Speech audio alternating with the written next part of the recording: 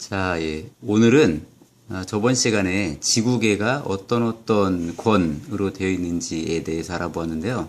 자, 그런 각각의 권들이 즉 층상 구조로 되어 있는데 그게 어떻게 이루어지게 되었는지를 알아보겠습니다. 자, 우리의 책은 친절하게 설명이 되어 있습니다. 그래서 책을 기본으로 해보겠습니다. 지구는 46억 년쯤에 여러 개의 어떤 미행성 또는 먼지 이런 것들이 충돌하면서 커져서 만들어진 것입니다.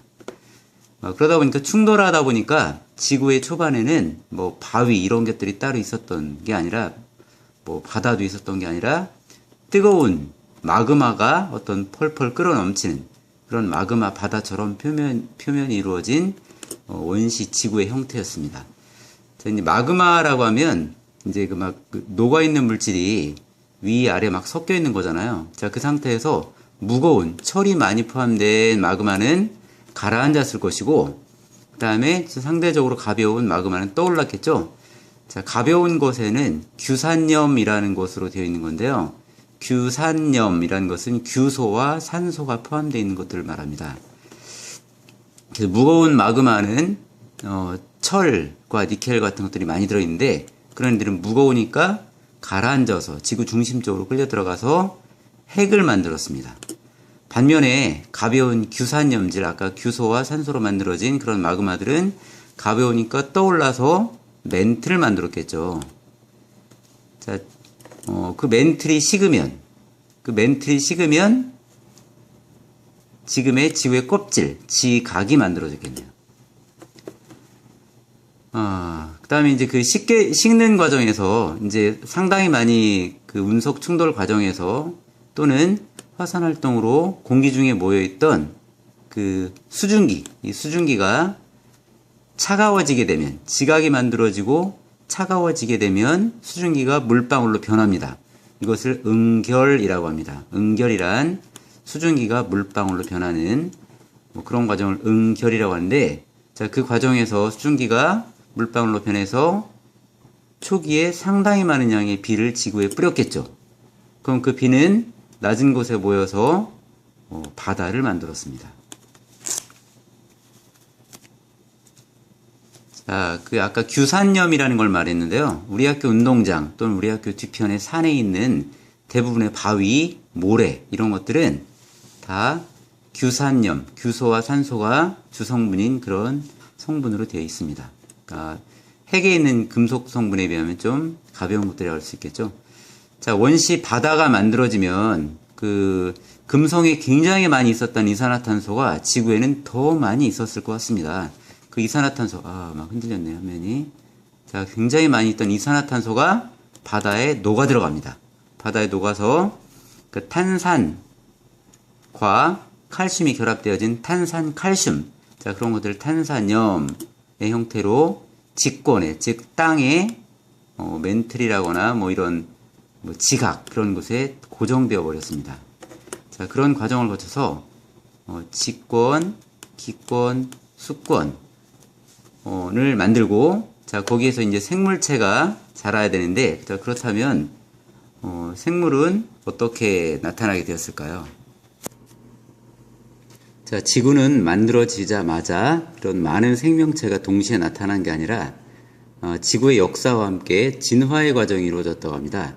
자, 왼쪽에 보면 지구가 46억 년쯤에 만들어지고, 당시에는 외부로부터 들어왔던 운석, 미행성, 먼지 이런 것들이 충돌하면서 대기는 상당히 혼란스러웠습니다. 물론 마그마의 바다라는 지구의 어떤 단단한 덩어리가 아닌 마그마의 바다였고, 수증기, 일산화탄소 또는 이산화탄소, 질소와 같은 엄청나게 두꺼운 대기층이 있었습니다.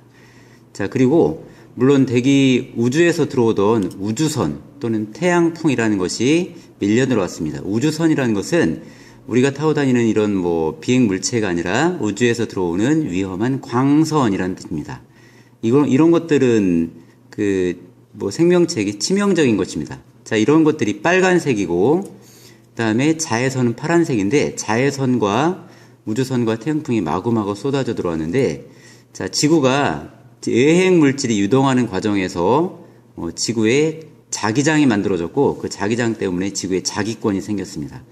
다행히 자기권이 생겨서 자기권이 이렇게 만들어졌죠. 만들어진 다음에는 우주선과 태양풍이 차단되어집니다. 자, 그 상태에서 바닷속에서 최초의 생명체가 태어났는데 이 생명체가 차츰차츰 진화를 하면서 지금의 단계로 오게 되었습니다.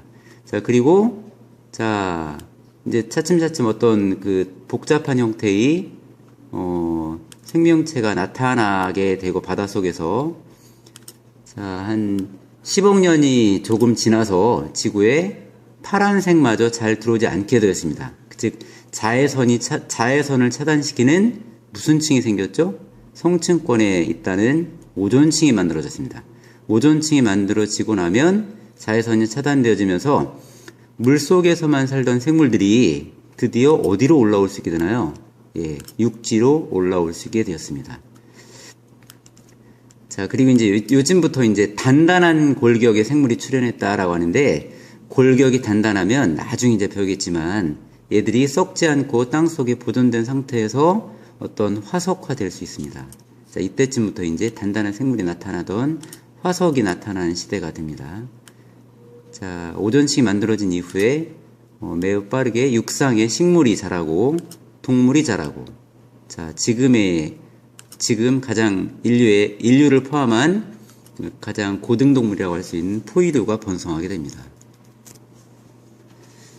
자, 만약에 요 작은 것이 지구인데 태양이고, 태양에서 오는 우주선, 태양풍과 같은 것들이 이런 지구에 직접 들어온다라고 하면 지구의 모든 생명체는 다 세포가 파괴되어 죽을 겁니다. 그런데 이렇게 지구를 감싼 모양의 자기장이 만들어집니다. 그 자기장이 만들어져서